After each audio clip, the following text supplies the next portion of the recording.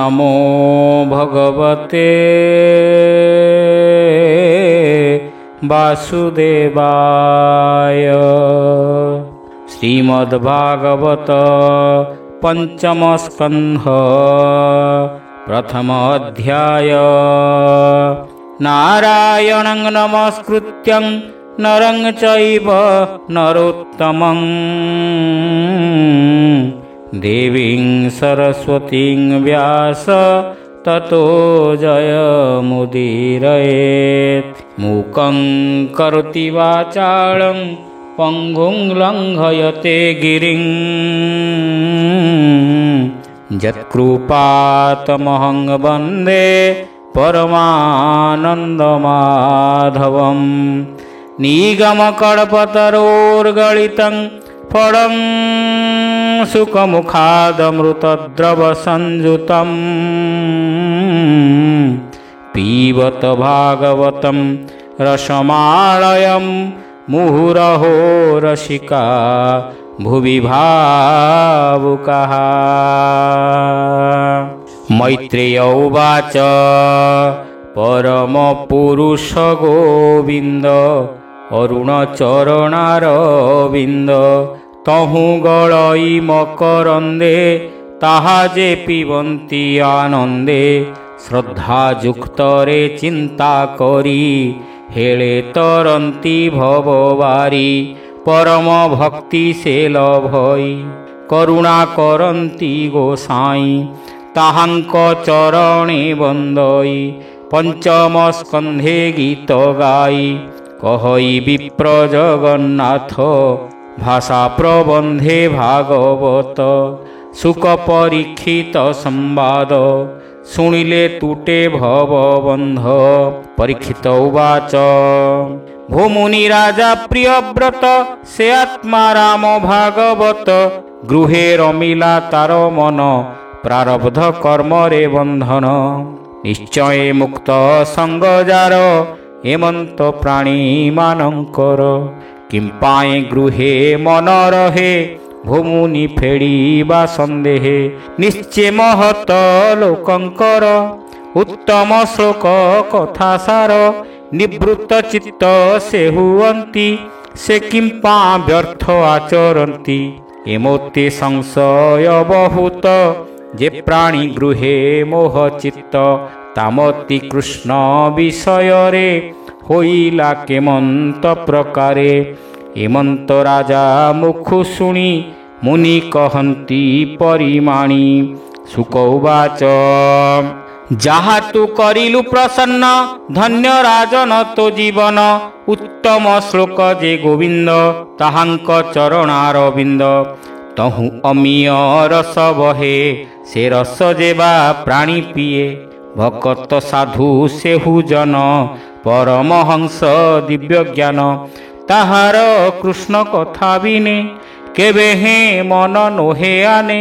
अन्य जे गुण कथा मान इच्छा न करंती से जन। तेणु से नृप प्रियव्रत गुण रे होइला पूजित। मुनि परम भागवत नारद लोक रे विख्यात।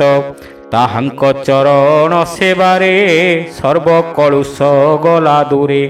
तक्षणे सत्वगुण होई ब्रह्मयज्ञ रे दीक्षा पाई। पितार आज्ञा घेनी सिरे अवनी पालन विचारे। तेणे न इच्छे नृपवर उत्तम सत्वगुण तार।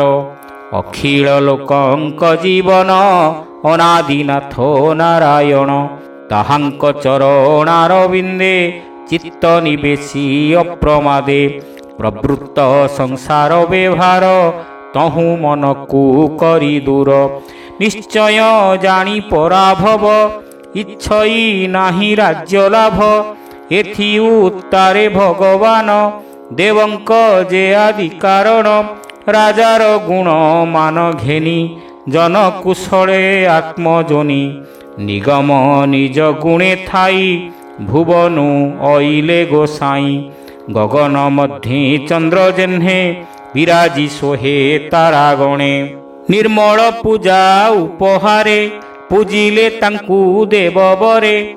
ପଥରେ ଯୁଥ ଯୁଥ ହୋଇ ସିଦ୍ଧ ଗନ୍ଧର୍ବେ ଗୀତ ଗାଇ ଚାରଣ ମୁନିଙ୍କ ସହିତେ ଗାୟନ କଲେ ଯେଝା ମତେ ଗନ୍ଧମାର୍ଦ୍ଦନ ଗିରି ତଳେ ଶୋଭା କରାଇ ବିଜେ କଲେ ହଂସଯାନରେ ଆଗମନ ହିରଣ୍ୟଗର୍ଭ ଯାର ନାମ ସେଠାରେ ଥାଇଣ ନାରଦ ବନ୍ଦିଲେ ପିତା ପଦ୍ମପାଦ ମନୁଷ ହିତେ ନୃପବର ଆନନ୍ଦେ ଯୋଡ଼ିବେ ନିକର ପିତାମହଙ୍କୁ ସେନ ମିଲା ଚରଣେ ଶିର ନିବେଶିଲା ପ୍ରିୟବ୍ରତର ପୂଜା ଘେନି କୋମଳ ବାକ୍ୟେ ପଦ୍ମଜୋନି ସଦୟେ ଚାହିଁବେ ଦବର ରାଜାଙ୍କୁ ବୋଲନ୍ତି ଉତ୍ତର ବ୍ରହ୍ମା ଉବାଚ ହେ ପ୍ରିୟବ୍ରତ କହୁ ତୋତେ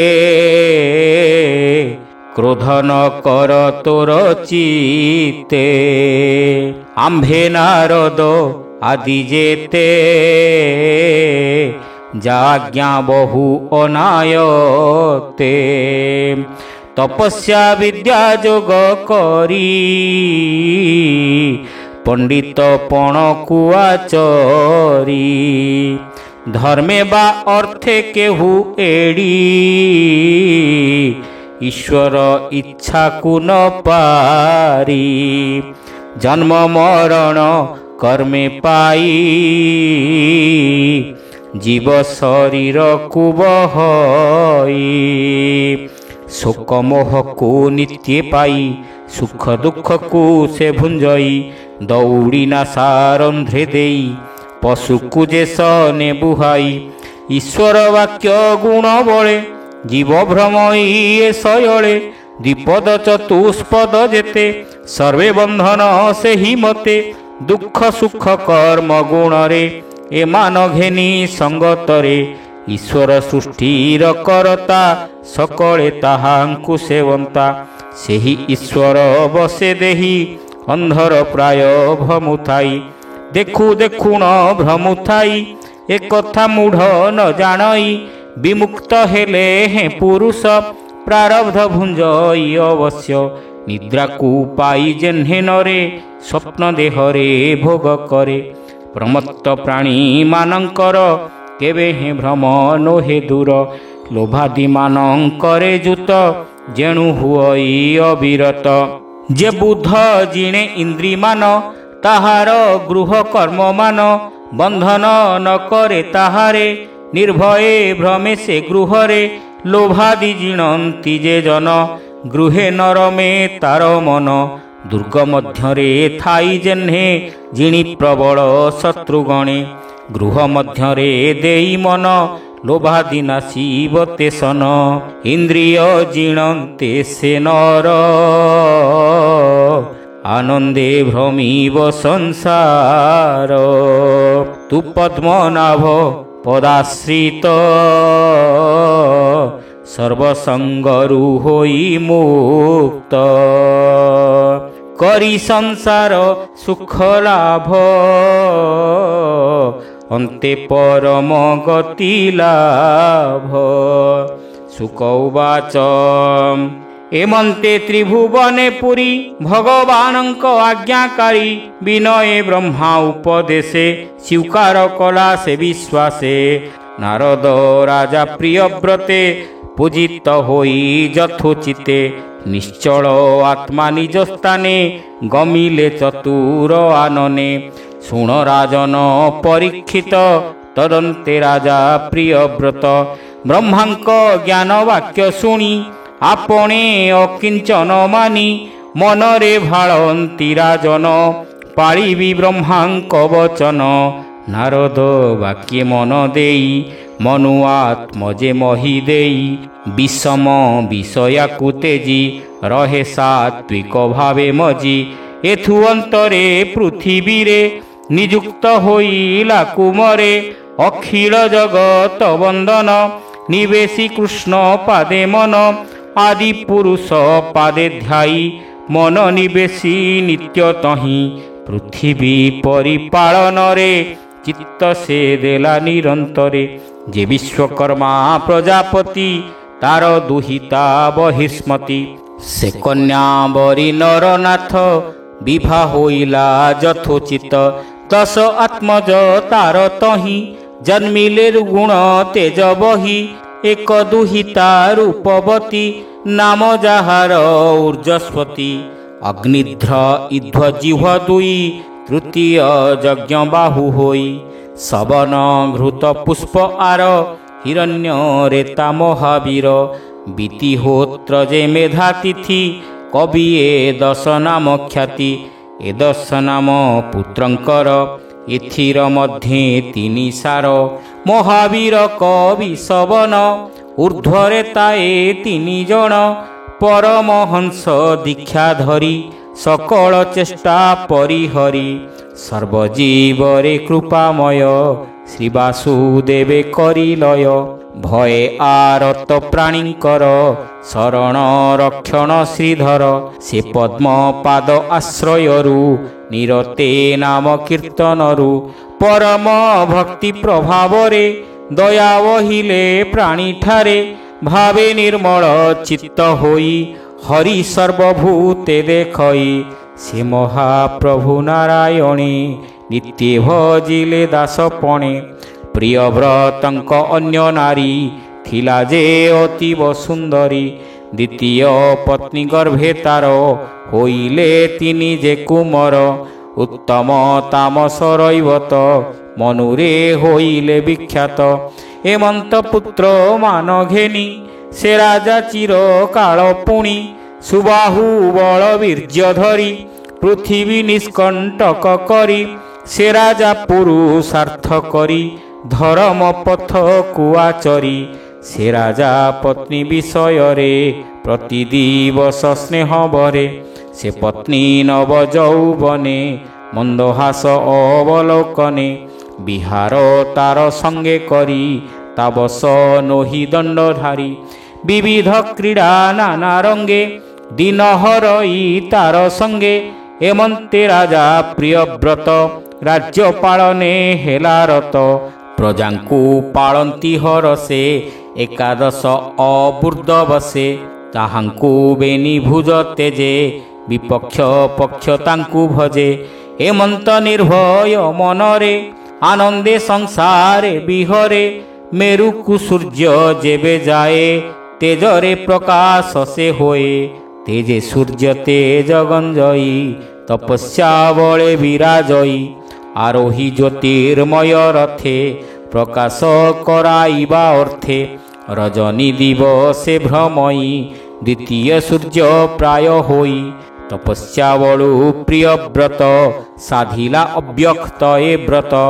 ଏମନ୍ତ ଜାଣି ବେଦପତି ଆସି ମିଳିଲେ ତାର କତି।